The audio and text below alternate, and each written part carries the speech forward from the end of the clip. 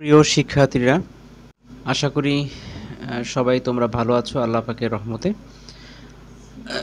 শুরু করছি আরেকটি নতুন ক্লাস।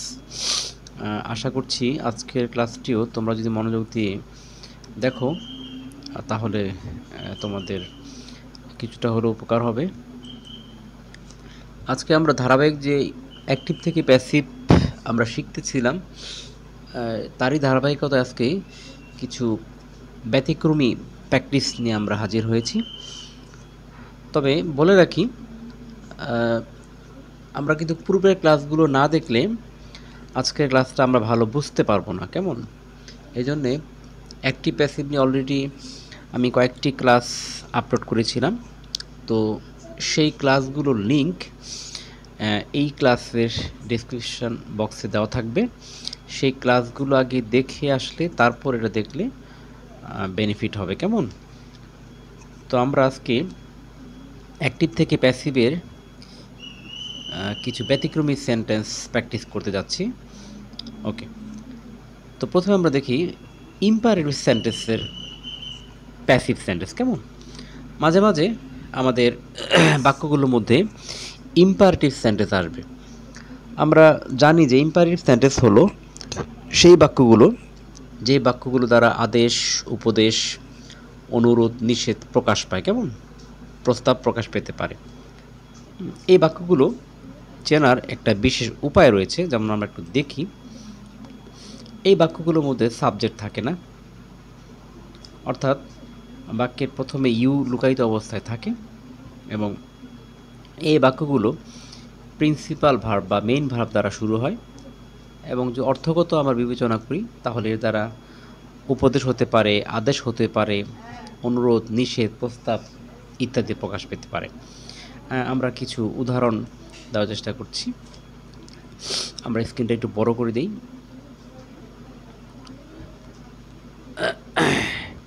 তাহলে দেখো, অ্যাক্টিভ বাক্যে এরকম থাকতে পারে: change the voice, let the girl Singh a song, do it, কাজটি করো, give up your bad habits. এই প্রত্যেকটা বাক্যের মধ্যে কিন্তু আদেশ অথবা উপদেশ ইত্যাদি প্রকাশ পেয়েছে। কাজে বাক্যগুলো ইম্পারেটিভ সেন্টেন্স। আবার লক্ষ্য করে দেখো, এই বাক্যগুলোর প্রথমে কোনো সাবজেক্ট নেই, তার মানে এখানে ইউ লুকায়িত রয়েছে, কেমন? এই যে ডু ইট, কাজটি করো, তার মানে তুমি কাজটি করো।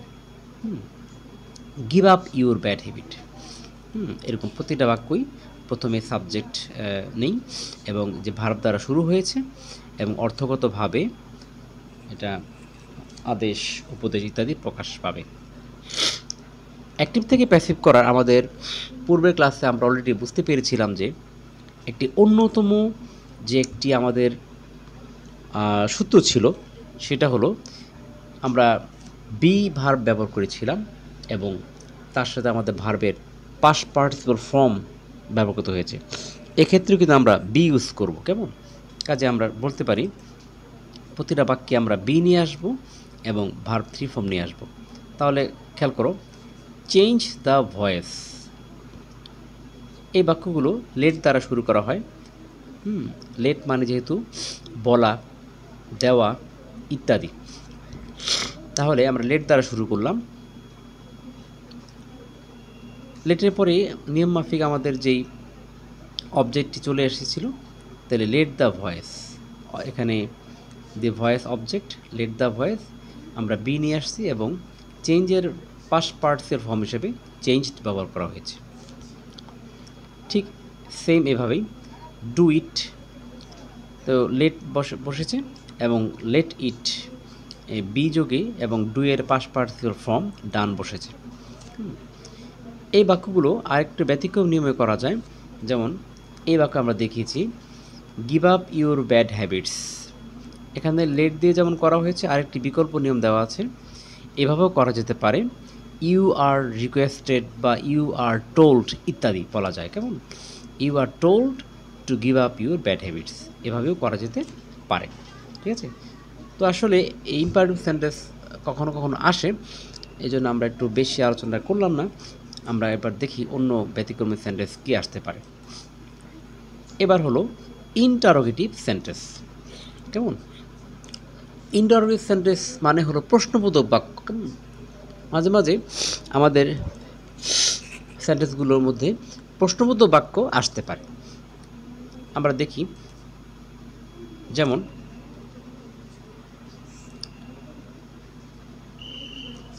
Does Rumi prepare her lesson daily? Rumi কি তার প্রতিদিনের কাজ করে, সম্পন্ন করে, প্রস্তুত করে? এটি হচ্ছে অ্যাক্টিভ সেন্টেন্স এবং এটা কিন্তু প্রশ্নবোধক বাক্য।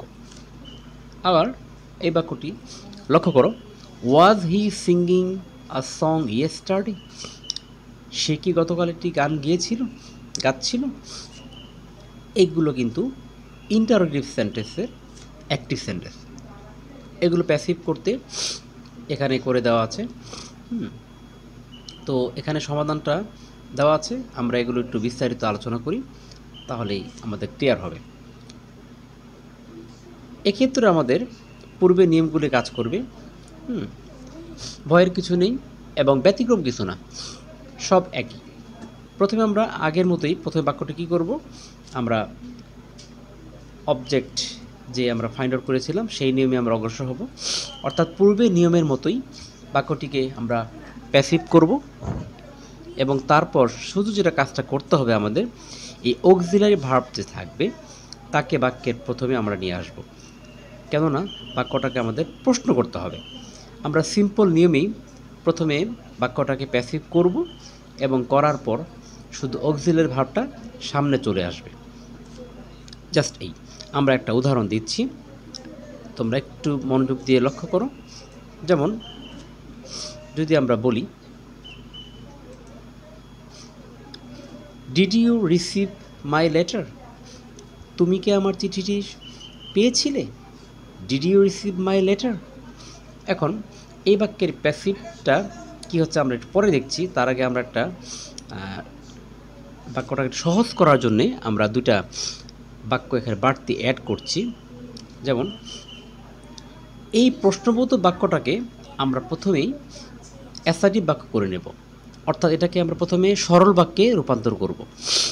যেহেতু ডিড দ্বারা প্রশ্ন হয়েছে, কাজেই আমরা ধরে নিতে পারি, আমরা বলতে পারি যে আমাদের মূল ভার্বটি পাস্ট ফর্মে ছিল, এই জন্য কিন্তু ডিড দ্বারা প্রশ্ন করা হয়েছে। তাহলে এই বাক্যের সরল বাক্য হলো ইউ রিসিভড মাই লেটার।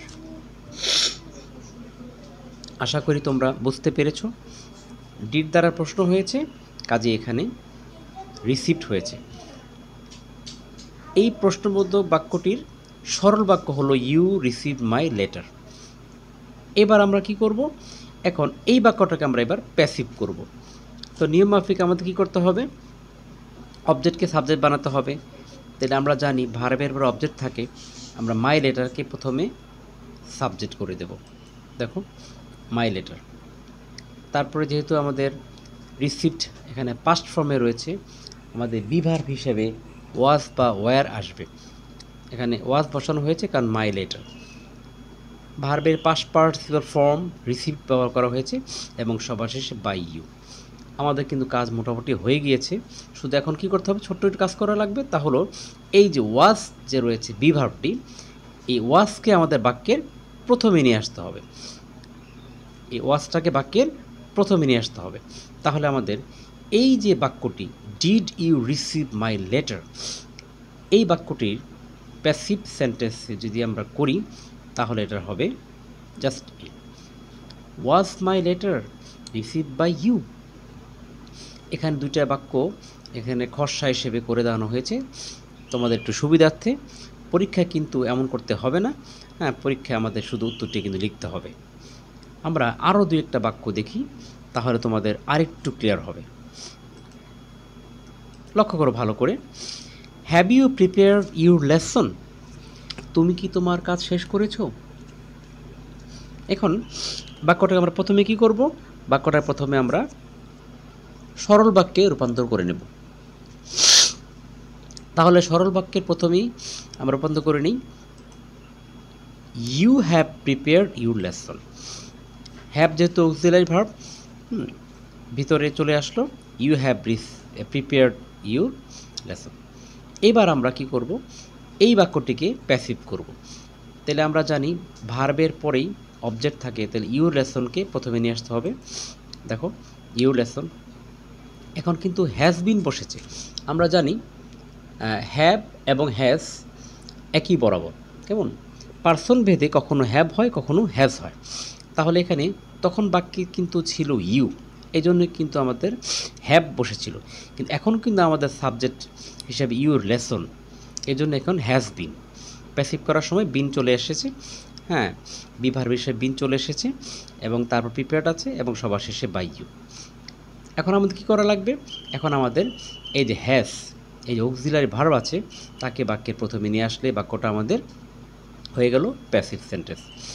তাহলে আমরা বলতে পারি has your letter, has your lesson been prepared by you. আশা করি তোমরা কিছুটা হলো বুঝতে পেরেছ। হ্যাঁ, ওকে ডিয়ার স্টুডেন্টস, আমরা আরেকটি বাক্য লক্ষ্য করি। Do you know the man, তুমি কি লোকটি কি জানো। যেহেতু এখানে ডু দ্বারা প্রশ্ন করা হয়েছে, তাহলে আমরা জানি ভার্ব ছিল প্রেজেন্ট ফর্মে, এই জন্যই কিন্তু ডু দ্বারা প্রশ্ন করা হয়েছে। তাহলে এই বাক্যটির সিম্পল বাক্য হবে ইউ নো দ্য ম্যান। এবার আমরা কি করব, এবার এই বাক্যটিকে প্যাসিভ করব। The man is known to you. ভালো করে একটু লক্ষ্য করো। তাহলে এই বাক্যটির প্যাসিভ বাক্য কিন্তু হলো, উত্তর কিন্তু ইফকে আমরা সামনে নিয়ে আসলাম, is the man known to you. ভালো করে লক্ষ্য করো, এখানে কিন্তু এই বি ভার্বের পরে নোন বসেছে এবং তারপর কিন্তু টু বসেছে, প্রিপোজিশন হিসেবে টু বসেছে। কারণ কিছু কিছু বাক্য রয়েছে যেখানে বাই না বসে অন্য কোনোগুলো বসে। এবার আমরা সেরকম একটা লিস্ট দেখব। হ্যাঁ, কতিপয় বাক্যে বাই না বসে এরকম ইন, অ্যাট ইত্যাদি বসতে পারে, সেখানে আমি একটা লিস্ট তোমাদেরকে দিয়ে দিচ্ছি, এগুলো কিন্তু আমাদের মনে রাখতে হবে। একটু বড় করে দিচ্ছি। যেমন তৌকির ম্যারিড বিপাশা, প্যাসিভ করা হয়েছে, Bipasha was married to Tauquir, by কিন্তু নয়। His behaviour annoyed me, I was annoyed at his behaviour. এখানে কিন্তু বাই বসেনি, অ্যাট বসেছে। এরকম মার্ভেলের সাথে এরকম অ্যাট বসেছে। এরকম seized, panic seize the writer was seized with panic, with বসেছে। এরকম satisfies, my work satisfy my father is satisfied with my work. এরকম তোমরা একটু ভালো করে একটু লক্ষ্য করো। যেহেতু ভিডিওটা লম্বা হয়ে যাচ্ছে, এজন্য এখানেই আমি এটাকে শেষ করে দিলাম। তোমরা এগুলো ভালো করে দেখে নিবা, কেমন। আমরা পরবর্তী ক্লাসে ইনশাল্লাহ আপলোড করব কী করে প্যাসিভ থেকে অ্যাক্টিভ করতে হয়। ক্লাসটি দেখার জন্যে সবাইকে অসংখ্য ধন্যবাদ। ভালো লাগলে লাইক আশা করছি। আজকের মতো এখানে বিদায় চাইছি। আল্লাহ হাফেজ।